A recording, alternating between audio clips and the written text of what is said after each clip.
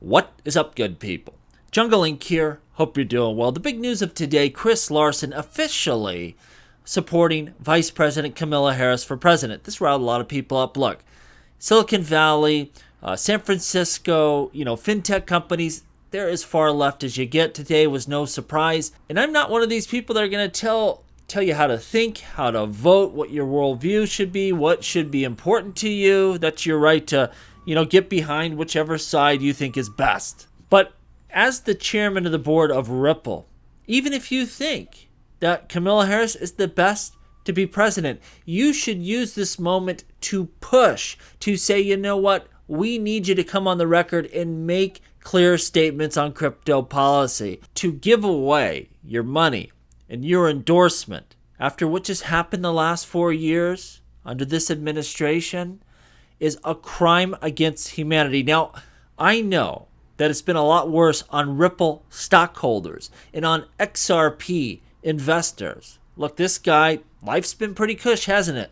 $2 million Porsches and yachts, and he's living the life. I get it. But as chairman of Ripple, push the issue, man. I'm not telling you, contribute to Trump. I'm not telling you to vote for President Trump. But just really push all you can to get a statement on the record from the other side, because that's how you're going to get bipartisan support, making this a competition for your endorsement, for your money. Get both sides fighting over this industry. Just giving it away doesn't get you anywhere. And to me, that's what's irritating. Not, his leanings politically. I could care less about that. Talk is cheap. Doesn't take much to make a statement, to release some sort of policy. Politicians promise the moon in these election cycles and do very little once they're elected. If you can't even address the issue, you're not important. You're not a big deal, and you're not going to be addressed after this election once they take office. Understand that. He's had his little chats with Harris team members, whatever that means. He thinks he's got a beat on, what this administration wants to do. He's insignificant. They can't address the issue, but they'll gladly take his money. Just try to push for both of these candidates to come on the record and talk about crypto. That's all that matters, and that's all that matters to me, at least. Now, today, VanEck, they announced they are canceling their Ethereum futures ETF. And a lot of people, I think, making more of this than it really is. Look, they have a spot ETF. Right now, there's not a ton of interest in Ethereum right now anyway within traditional markets. Bitcoin is the runaway favorite. And I think it just doesn't make sense to have both products. The ETF, the spot ETF is the more popular one, and there's just not a lot of demand there for futures or getting rid of it. I think once we hit the end of this year, you're going to see Ethereum really come alive and lead the way, is really alts start to grow, and I think you'll see more action in that Ethereum ETF. Bitcoin has been the runaway winner. It has, had the most money inflows. It's been the most stable. But the Ethereum launch was no slouch. There's a lot of interest there.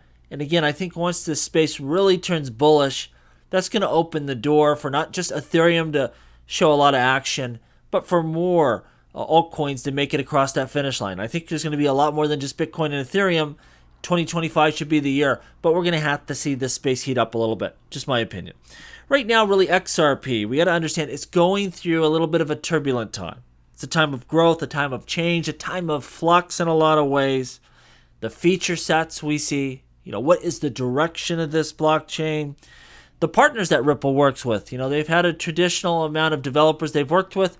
It seems like their attention is going to other areas, people like Orchestra Finance and, a lot of different new faces in this space. And they have a new direction they're going to go. We have the foundation exiting. That's part of that. I think the old guard, they're going to go their way, either within the XRP ecosystem or outside in something different, as Ripple, again, aligns themselves with some new players here. I have opinions, I'll tell them from time to time, but look, I'm not building in this space. I'm not XRPL Labs or Ripple or anyone else. I'm just here to invest. So we'll see this, play out.